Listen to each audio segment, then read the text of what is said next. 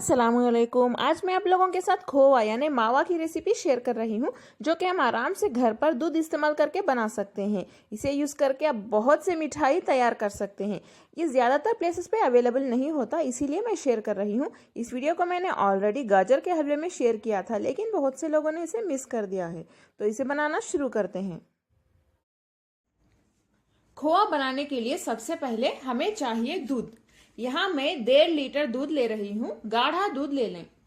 सबसे पहले इसमें एक उबाल आने देते हैं। 1.5 लीटर दूध में करीब 300 ग्राम खोवा बनेगा। एक उबाल दूध में आ चुका है। देखिए ये अच्छे से बॉईल हो रहा है। अभी हम इसे पकाएंगे। चम्मच हिलाते रहिए ऐसे ही, वरना दूध नीचे से यानी तले में पकड़ सकता है। खोवा बनाना बहुत ही आसान है, लेकिन टाइम थोड़ा ज्यादा लगता है और आप यहाँ से हिल नहीं सकते। यहीं रुक के आपको इसे पकाना होगा।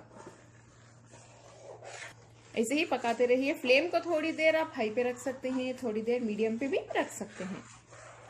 हर 2 या 3 मिनट में आप इस तरह से चम्मच हिलाते रहिए।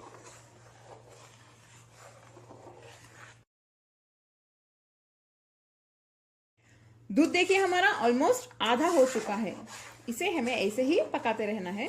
स्पून को अच्छे से तले पे हिलाते रहिए, वरना आप तो और ज्यादा चांसेस है नीचे से पकड़ने के। आप कंटिन्यूअसली हिलाते रहिए, हिलिए मत यहां से। देखिए ये कितना गाढ़ा हो चुका है।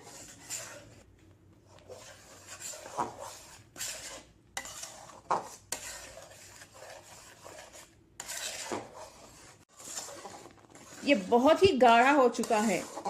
आप स्पून कंटिन्यूअसली हिलाते रहिए। अगर आप 1 सेकेंड के लिए भी रुकेंगे तो ये नीचे से पकड़ लेगा।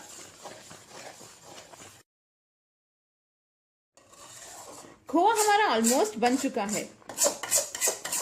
साइड से निकालते रहिए और इसे नीचे से इस तरह से करते रहिए ताकि ना पकड़े।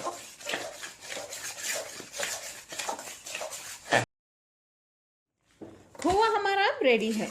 देखिए जब इस तरह से हो जाएगा, इसका मतलब यह है कि खोवा रेडी है। फ्लेम बंद कर देते हैं। ठंडा होने के बाद ये और भी गाढ़ा हो जाएगा।